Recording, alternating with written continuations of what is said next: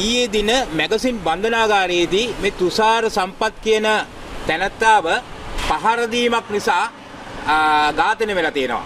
ඒ වගේම තමයි තවත් දෙන්නෙකුට තුවාල සිදු වෙලා තියෙනවා. ඇත්තටම මේක මේ ශ්‍රී ලංකා බන්ධනාගාරයේ ඇතුලේ වෙච්ච මහා ඉතාමත් අමානුෂික සිදුවීමක් විදිහට තමයි අපි දකින්නේ. එතකොට ඊට පස්සේ දිගින් දිගටම මේ සිද්ධිය යටපත් කරන්න ඒ බන්ධනාගාර නිලධාරීන් කටයුතු කරපු ආකාරයත් අපි ඊයේ දින දැක්කා. මොකද ඒ ඝාතනය වෙච්ච ඒ මියගිය තැනත්තාගේ සහෝදරියට අඩුම වශයෙන් ඔහුට මොකද්ද වුනේ කියලාවත් කිව්වේ නෑ බන්ධනාගාර නිලධාරීන්. ඒගොල්ලෝ කිව්වේ තාම එහෙම දෙයක් ආරංචි වෙලා නෑ කියලා. ඉතින් ඇත්තටම මේ සමස්ත කතාව තුළම තියෙනවා මේ සිද්ධිය යටපත් කිරීමේ දැවැන්ත උවමනාවක්.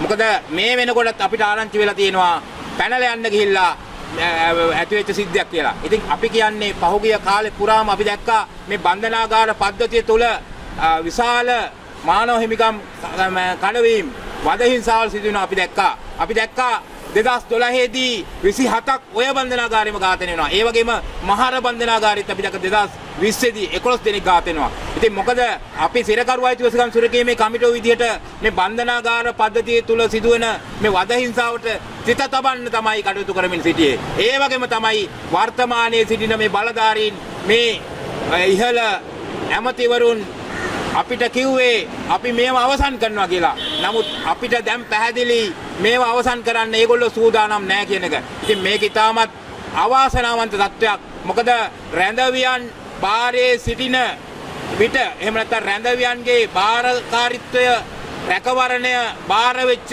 නිලධාරීන් අතින් රැඳවියන් මේ ආකාරයට ඝාතනය වෙනවා නම් මම හිතන්නේ මේ ගැන තව කතාවක් අපිට කතා කරන්න දෙයක් නැහැ. මේක ඉතාමත් අවාසනාවන්ත.